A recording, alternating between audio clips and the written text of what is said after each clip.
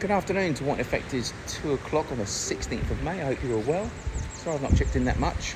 As I've said, I don't want to bore you guys to death, but we have been working every day, trust me. Or showing has at least. The sun today is absolutely amazingly hot. The weather really is starting to heat up in Barbados as it does this time of year. A little bit of misty cloud, but still devilishly hot. What have we been doing? Before I start, actually, if you don't mind giving me a thumbs up, and anybody new to the channel, if you don't mind subscribing, really would love to get over the 1,000 mark if I physically could. I think the last time I looked yesterday it was 927, which is I've been at 927 forever. But then again, I've been gambling on about the same thing day after day. So sorry if I bore you guys to bits. We've been looking at obviously the flooring, which you guys have seen. I'll give you an update on that in a second. We've got some more plants, so we're starting to plan the plants. You guys are all of the opinion the grass has got to go at the back, so I've been beaten up to death by everybody. It does make more common sense. So if I can try and find someone that does grass, great. Pathway, I'll update you on that in a second. We've got a pathway we're potentially going to be doing. Showing is at the moment on the front, we're putting some weed sheet under the sand to stop all these bloody weeds. Every month we're pulling weeds out. So we're going to try and put some weed sheet underneath the sand, which means we've got to put all the sand back, put the weed sheet down, etc. We've had an issue with the heat pump, which has been looked at today, which I'll tell you about, and we've also sourced the wood for the gates.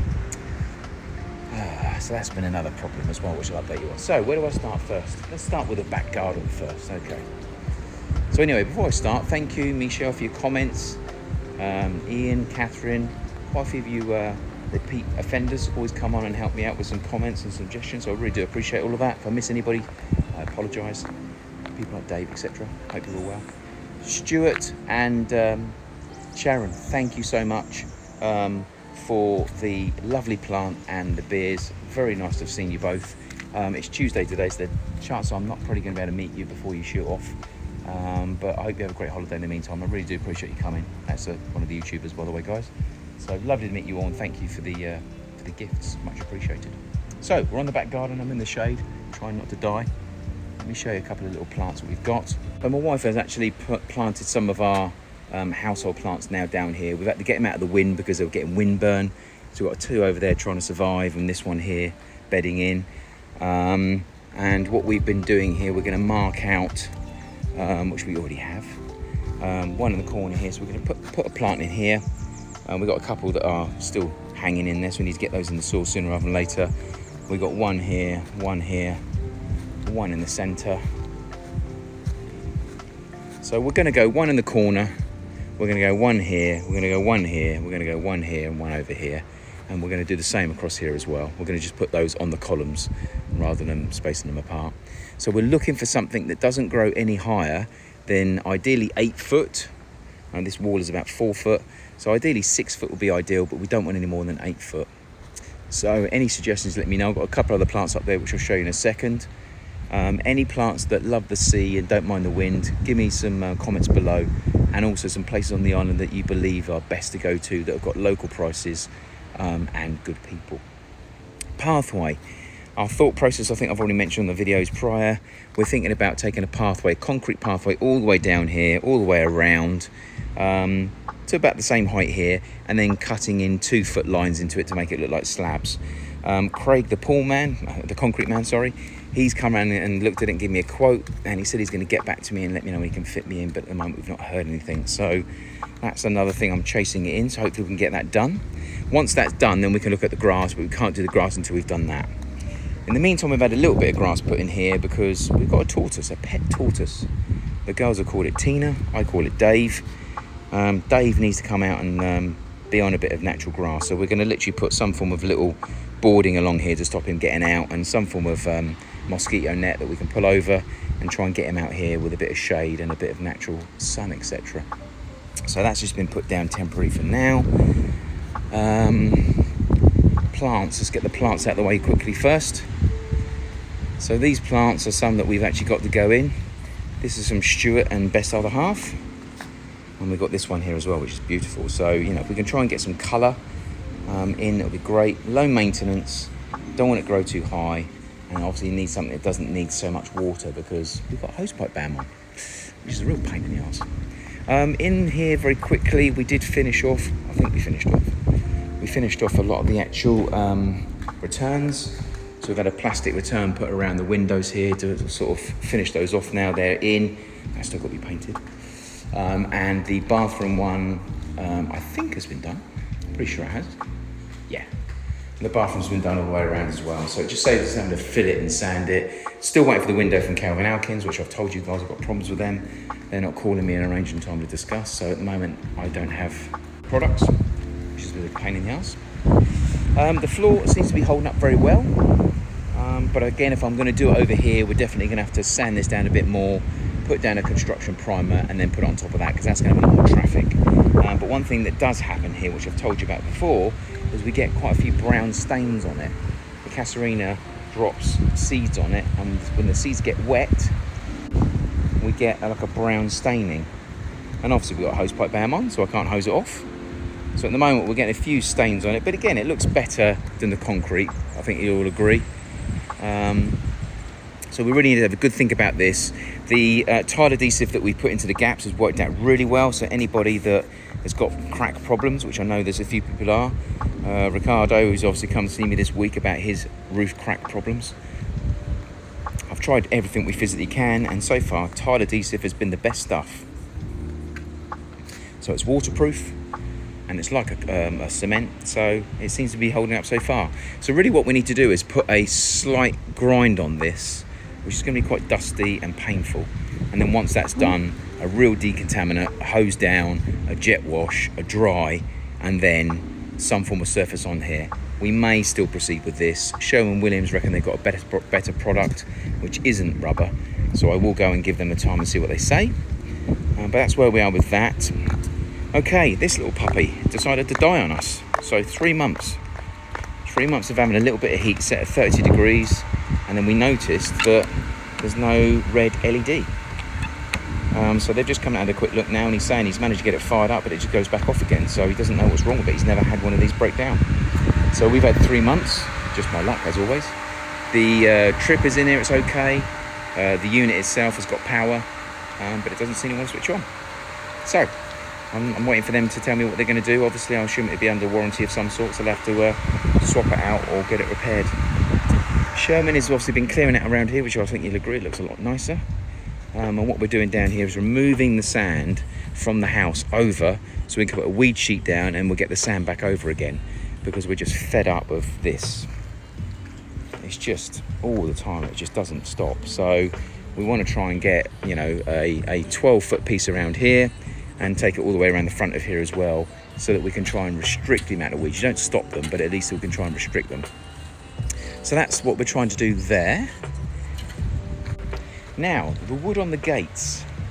So I went to Blades and Williams, and they had a really nice dark hardwood. It's bloody heavy. And they do it in 5.5-inch widths, which are about 3/4 thick. And they do it in 8 foots, 10 foots, 12 foots, 14s, 16s, 18s, and 20s, I think. So I had a quick look. I went down there yesterday and spoke to them after buying a test piece, and I think I'm going to go ahead with it. So it's $5,000, unfortunately, in wood. But my initial thought was to do them down, not across, and I was going to do them in around about 2 to 3 inch widths. So again, there's no one on the island that does planing or ripping of wood, and these come in obviously. So I've got, you know, the gate's roughly 4 foot tall. So I need to order it in 8 foot length, so I can cut them in half and then plane them in half and then screw them onto the gate. So 2 issues: planing it, number 1, and ripping it down, first issue. It's hardwood as well, so it's going to be quite tough to do. Second issue is connecting it, fixing it to the gate. So it's an aluminium gate, and obviously I can drill through the front of it with a stainless steel screw, and I think they call them stitching screws. Self-tapping screws basically, so you can go straight through the front of the wood, straight through the aluminium, and you're on there. I didn't want that. I don't want to be seeing fixings from the front. So how am I going to connect the wood, which is quite heavy, to the gate without drilling screws through the front? Now I could come through the rear, but if I come through the rear, the gate is quite thick, so I'm going to have to go through the rear skin, front skin, and then I'm going to have to pierce the wood. So I can't go too deep, but I've got to go deep enough to be able to hold the wood in place. So let me show you what I mean on the gate itself. So as you can see, the gate itself is about 2 inches thick, and I want to put wood on the front. but I don't want to drill through the front into the first skin here, because that means I've got a screw hole on the front. What I want to try and do is have it so that from behind, it's fixed from behind somehow. But I don't want to be going through what in effect is 2 inches of metal through 2 skins of metal to go into the wood. And if the wood is only 3/4 of an inch, then I'm only going to be able to go into it by about 1/2 an inch, which isn't really enough. So let me know in the comments below as to what you think I should do. Obviously I could put a bit of wood on here and a bit of wood on here and one underneath here, and I could fix that in and down and fix from behind. But obviously then when I get to these points, I'm going to have an issue. If I've got 3-inch pieces of wood, then at some stage I'm probably going to hit one of these, which means I'll have a problem. I'll have to go through this in order to fix the one behind it, potentially. That could be one problem. It does mean obviously I'll have all the screws behind, which means I'll be, you know, the front, it will look nice. There'll be no screw holes in it. Or am I just overcooking it? Am I overthinking it? I'll upload in a second as well some pictures onto this video so you can see what I mean as to what I'm looking to achieve. So the 5.5-inch piece has got to go straight across, really simple. I don't know, on this one here you probably get 6 5.5 inches across there, screw through here, 2 at either end, job done, gate done. That would be the easy thing to do. Worst case scenario, I could go 5.5 inches down, probably 5 again, 2 screws up here, 2 screws down there, job done, really easy. But what I want to try and do is plane that 5.5 inch in half to have nearly a 3-inch piece, 3-inch piece, 3-inch piece. That's what I'm looking for. I'm looking for detail. I don't want, you know, one big wooden slatted gate. It will look nice, I'm sure, but I want something that's got some detail on it. You know, the house itself needs some finishing detail. And the same up here. This is going to be 6 foot, so again, 2.5 to 3 inches wide by 6 foot long, ding, ding, ding, ding, all the way down. But I don't want a fixing here, a fixing here, and a fixing here on the front. So let me know if you've got any thoughts, guys. I mean, obviously there's glues and all sorts, but this is heavy wood and it's not going to stay under these weather conditions. So it's definitely going to have some form of fixing that holds it in place, especially over time. Sherwin, a couple of weeks ago, cut these right back, as you can see. Note to self, don't go with this grass. I mean, it looks lovely when it's small, but it gets out of control. It's quite hard to maintain. Seeds fly off of it and it grows everywhere. I personally wouldn't put that in, but it was my wife's idea. It does look nice, but it's a pain in the bloody arse, that's for sure. What else? What else do I have to say? At the moment, I think that's about it for now. Driveway. Driveway, I've been thinking about it because it does look awful, obviously. And I've been thinking about potentially cutting into the concrete, so cutting slabs into the concrete. So the driveway itself has got a centre point here, which is 19-foot centre point, and I'm thinking about putting 4-inch gaps, taking a groove all the way down to the end, 4 inches wide, can go in that out, doing the same here, and doing the same, you know, over here. So we will end up having 4 foot by 4 foot slabs. That's what it would look like. By the time you've actually cut 4 inches that way and 4 inches that way, they look like 4 foot slabs. Before I do that, I've been to Williams and looked at a grinder, and they do a floor grinder where you can actually grind all this off and make it quite nice and flush. So then cut the lines, and then in between potentially put astroturf or small stones.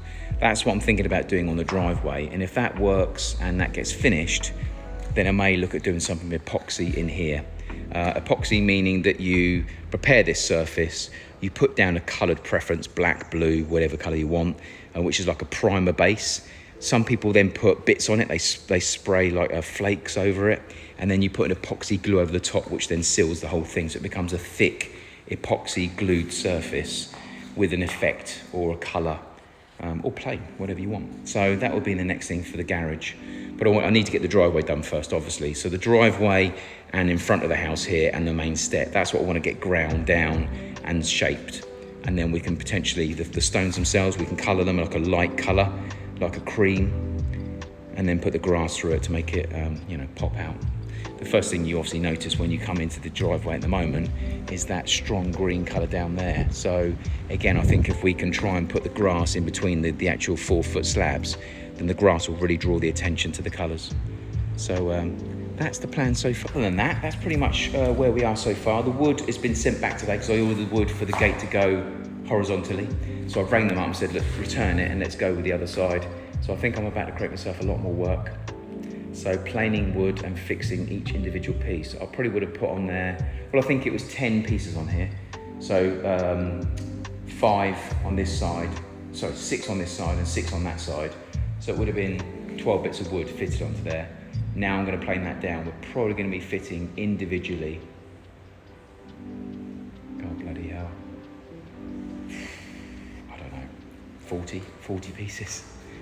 But surely it's got to look better. So let me know in the comments below whether I'm mad or whether you think it will look good. And I will upload some pictures of what I'm talking about so you can see the difference between the two. And then give me your thoughts whether I should do it or not. Either way, it's going to go down. So I'm either going to leave them as 5.5 inches and do 5.5 inch drops all the way down, all the way along. Same on the little gate, same on the big gate. Or I'm going to cut those in half and double it. So let me know your thoughts below.